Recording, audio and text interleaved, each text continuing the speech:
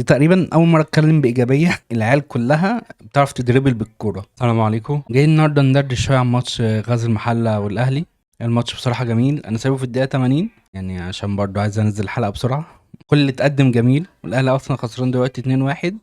مش فارقه النتيجه اصلا، فارقه اللي اتشاف في الماتش. الواحد اصلا قاعد مبسوط باللي يتقدم، اللي هو اخيرا شفنا يعني كوره، حتى هي فرديات كلها، بس يعني الكوره الحلوه يا جدعان تبسط الواحد كده. اتفرجت على الماتش اللي فات واللي قبله على ماتشات منتخب مصر، الواحد كان قاعد مخنوق بصراحه. يعني العيال كلها الصغيره دي فيهم امل بشكل مش طبيعي، وده كذا نقطه فنيه اصلا. الفنيات حاضره وكل حاجه حاضره. خلينا نقول اهم نقطه حاضره ان حرفيا يعني من نص الملعب لحد قدام العيال كلها بتعرف تدربل بالكوره، ودي نقطه يعني ما تتخيلش هي مهمه قد ايه. يعني ايه يدربل بالكوره؟ اي حد فيهم يقدر يمسك الكوره ويمشي بيها لقدام، مش يروح مرجعها ورا، يمشي بيها لقدام 3 4 امتار ويعدي، او يعني يشد الفرقه لقدام. الحاجه دي مهمه بشكل مش طبيعي. معلش، يعني عندك طاهر وشريف وكوكا ما بيعرفوش يدربلوا بالكوره، يعني ما حدش فيهم يقدر ياخد الكوره ويشد الفريق او يجري بيها لمده 3 امتار على بعض، وخصوصا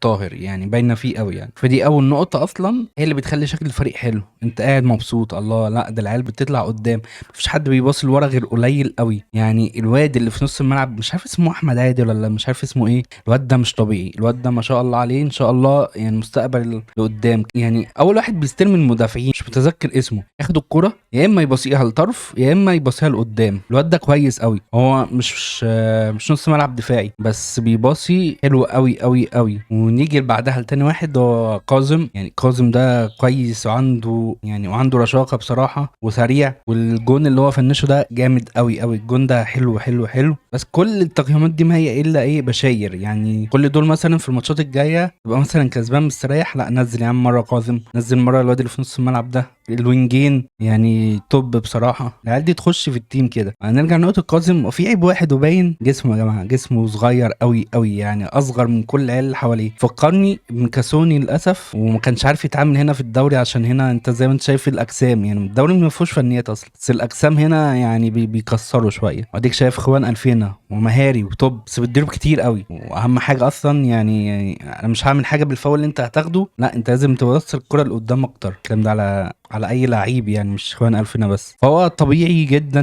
لسه عيل صغير، لسه عنده 19 سنه. اكيد مع الوقت ممكن يتدرب شويه بدنيا. هو اللي باين اصلا ان كلهم اجسامهم ضعيفه اصلا. حتى حمزه عبد الكريم اللي ان شاء الله يروح برشلونه، اجسامهم كلهم ضعيفه شويه. طبيعي السن برضه، وغير كده ما بيتدربوش بدني اكيد زي الفرق الكبيره. يعني انا اتمنى له الصراحه يبقى افضل وافضل. يعني دي تقريبا اول مره اتكلم بايجابيه. العيال دي ايه، عندهم شويه كوره. السبب الاساسي في اللي انت شفته ده وهو واحد، المدرب التشيكي اللي كان في الفريق. يا جدعان في حاجات كده تبين لك ان الحاجات اللي فيهم دي ما هي ايه الا ايه، ناتج مدرب هو اللي وصلهم للمستوى ده. العيال كلها بتدريبل حلو، وده تدريب وش. الفينش اللي عمله كاظم وبعد كده سيد معوض ده، يعني انت شفت الفينش مش هتكلم عليه. اتخنها حد شريف او طاهر مثلا ما عرفوش يستلموا ويجروا بالكرة ويحطوها كده. العيال دي الفينش بتاعها حلو، بيدربلوا حلو بالكرة، ما بيبصوش ورا كتير. كل ده ناتج تدريب وش، يعني بنسبة 100% ده مدرب. هو اللي كان تشيكي بقول لك عليه ده، ومش عارف مشوه.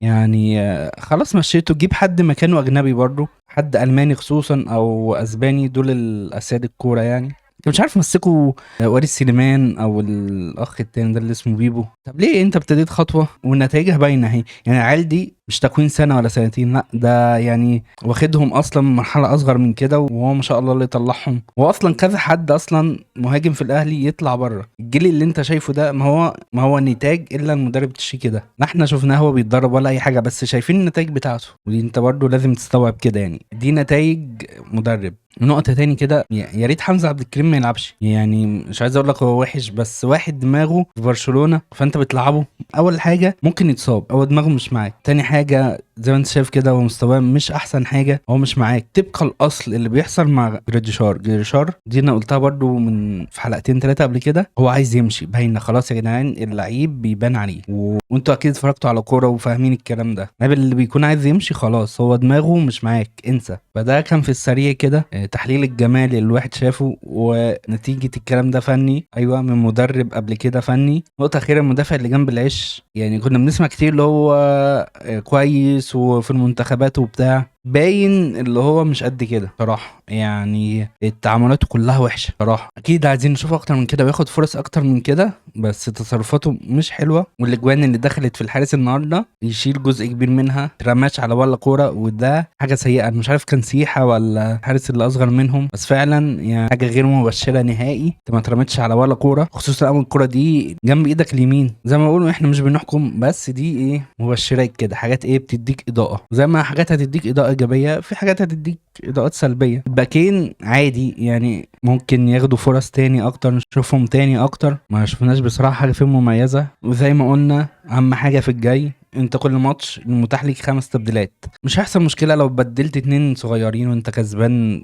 فرق مثلا، مفيش مشكله نشوف امام جنبه بن رمضان ويبقى بديله مثلا قاسم. ده الواد ده نص ملعب هجومي مش دفاعي. اول ما طلع كانوا بيقولوا عليه دفاعي وبتاع، لا الراجل هجومي يعني. ودي للوينج الشمال شويه، بدل ما انت بتنزل لنا طاهر وشريف والناس دي، يعني اركن دول وشوف الناس اللي هتفيدك في المستقبل، اللي هتفيدك في الحاضر. انت لا هتاخد افاده من شريف ولا من طاهر، يعني ما بسكه ودغري كده. وجرب يا عم الواد اللي في الباك الشمال ده، تصرف في كذا كوره كده بشكل كويس. اي نعم هو كان فاتحها شوارع، يعني حتى الجون التاني ده على فكره منه، يعني هو طلع طار، وطبعا العش سلام عليكم طار برضو وراه، ففتحوا الدفاع يعني. وبس كده، اشوفكم ان شاء الله في حلقه جديده، وسلام.